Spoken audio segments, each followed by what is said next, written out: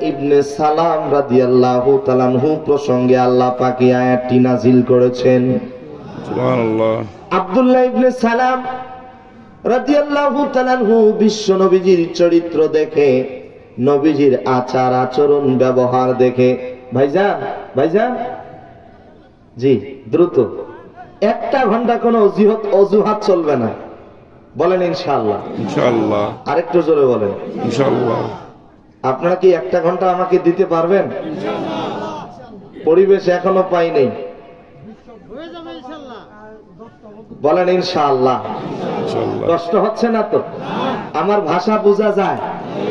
একটা দুঃখ রয়ে গিয়েছিল, গততে এই মাহফিল আসছিলাম, বৃষ্টি ছিল, তাই না? বৃষ্টির কারণে কথাই বলতে পারিনি।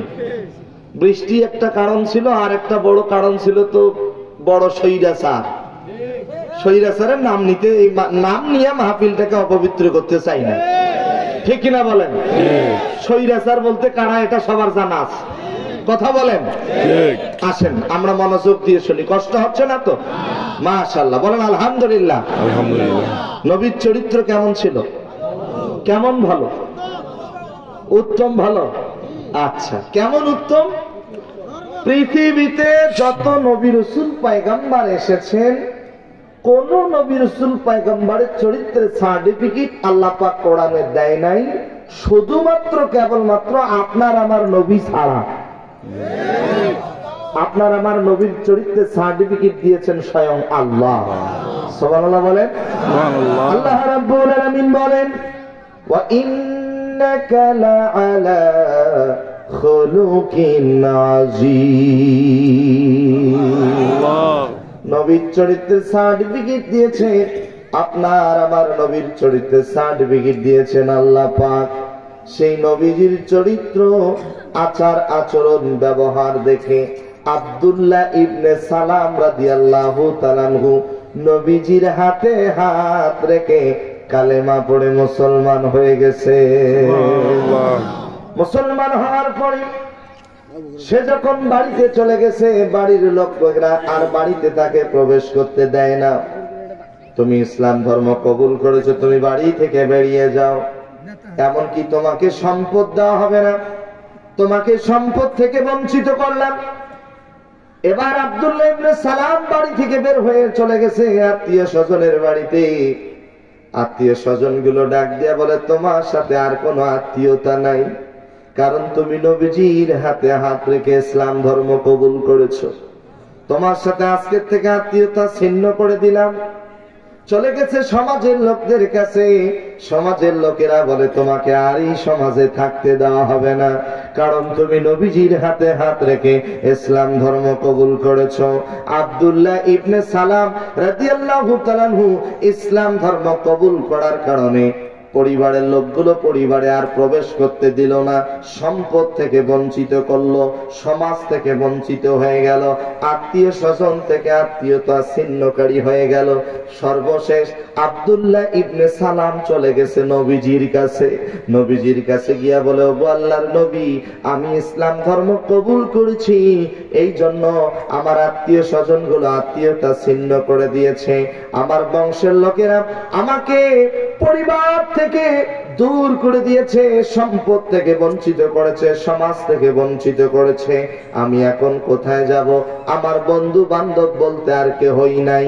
নবীজি কিছুই বলেন না, নবীজি আমার চুপ করে বসে আছেন, কারণ আল্লাহ পাক বলেন, ওয়ামা ইয়ানতিকু আনিল হাওয়া ইন হুয়া ইল্লা ওয়াহিয়ুন ইউহা।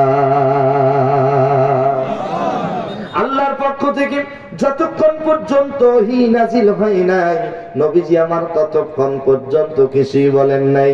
নবীজি আমার চুপ করে বসে আছেন। এমত অবস্থায় আল্লাহ রাব্বুল আলামিন সূরা মাইদার 55 নম্বর আয়াতে কারিমা নাযিল করে দিলেন। সুবহানাল্লাহ। আরেকটু জোরে বলেন সুবহানাল্লাহ। আরেকটু জোরে বলেন সুবহানাল্লাহ। আল্লাহ রাব্বুল আলামিন বলেন, ইন্নামা ওয়ালিয়ুকুমুল্লাহ।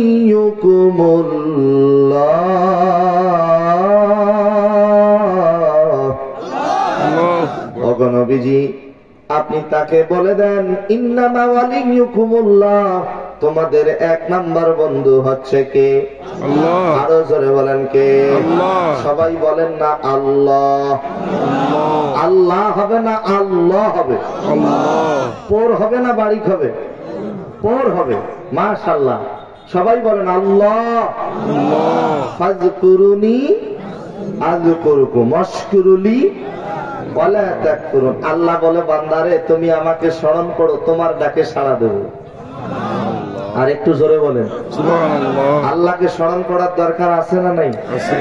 আল্লাহকে যদি ডাকি একবার, আমাদের ডাকে যিনি বারবার সাড়া দেন তিনি কে? আল্লাহ।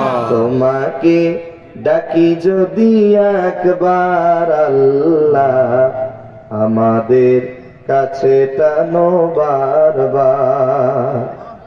যদি পথ ভুলে যাই আমাদের দিও ঠাই, যদি পথ ভুলে যাই আমাদের দিও ঠাই, দিও দিশা এইটুকু আবদার আল্লাহ, আমাদের কাছে টানো বারবার। তোমাকে ডাকি যদি একবার আল্লাহ, আমাদের কাছে টানো বারবার। আমিন বলেন। আমিন। আর একটু জোরে বলেন। আমিন। আমাদের 1 নাম্বার বন্ধুকে? আল্লাহ। আপনাদের এলাকায় কি মাকড়সা আছে? জি। হ্যাঁ না বলেন? আছে। আচ্ছা, মাকড়সা কি জাল বুনাইয়া বুনাইয়া ঘর তৈরি করে?